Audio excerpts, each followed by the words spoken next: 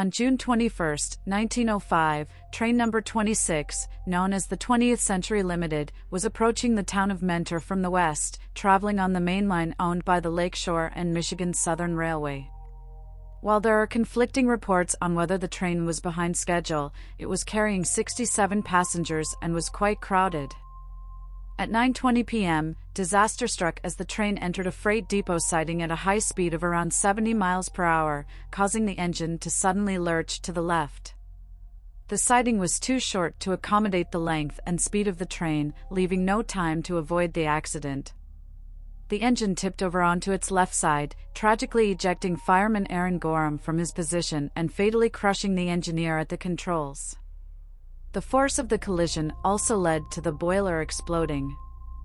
The impact was devastating. A Chicago sleeping car immediately behind the locomotive crashed into the tender, igniting a fire that rapidly spread. As a result, the second car, a combination car, ended up on top of the wreckage and was completely destroyed.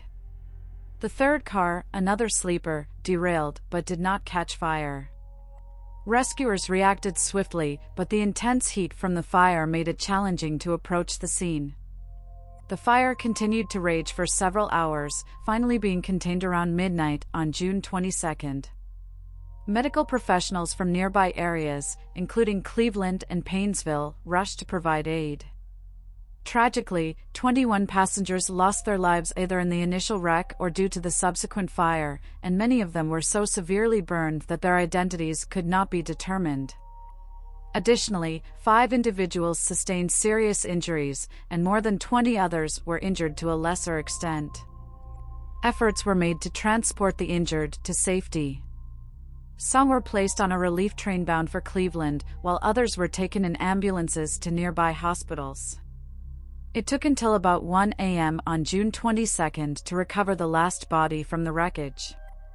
Among those who perished was C.H. Wellman, who had a friend named Horace Andrews, the president of the Cleveland Electric Railway Company, residing in Mentor. Andrews was called to the accident site and received a final message from Wellman to pass on to his wife before he succumbed to the tragedy. The media initially speculated that the train had been traveling at an unsafe speed, but a thorough investigation later refuted this claim. Evidence emerged suggesting that the tragedy resulted from a deliberate act of tampering with the switch. About 50 minutes before the Limited's arrival in Mentor, train number 10, en route from Chicago to Boston, had passed through the same switch without any issues, and no other trains had used the switch since then. Following the disaster, Alex Hammond, the conductor of the Limited, conducted an inspection of the switch and found it to be properly set and locked for the side track.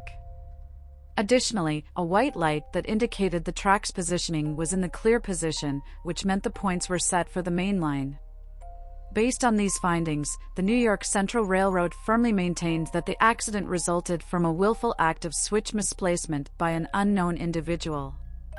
Assistant General Superintendent D.C. Moon of the Lakeshore and Michigan Southern conducted his own investigation and supported this conclusion, stating that he was satisfied that somebody, with a key, opened the switch with malicious intent.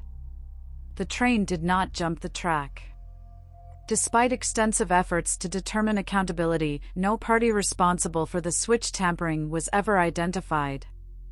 As a result, to this day, the official cause of the accident remains undetermined. In 1909, the Lakeshore and Michigan Southern Railway undertook the reconstruction of its freight depot, which stands to this day. On the other side of the tracks, the former Mentor Railroad station located at the intersection of Station and Hart Streets became the property of New York Central after their merger with LS and MS in 1914.